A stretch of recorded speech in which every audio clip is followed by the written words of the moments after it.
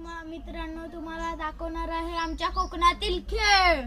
तर हा बघा, एक असा नारळ घ्यायचा छोटा आणि त्याचा असा वरचा पाला हे काढायचा, पायापासूनच असा काढून घ्यायचा आणि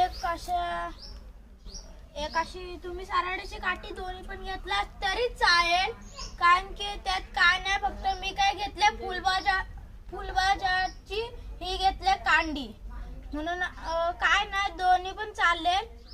हे बघा अशी एक घुसवायची आहे आणि दुसरी त्याच्या बरोबर अशी घुसवायची आहे, अशी जोरात, आणि नंतरला सारड्याच्या काठीला असं हे करायचं बघा।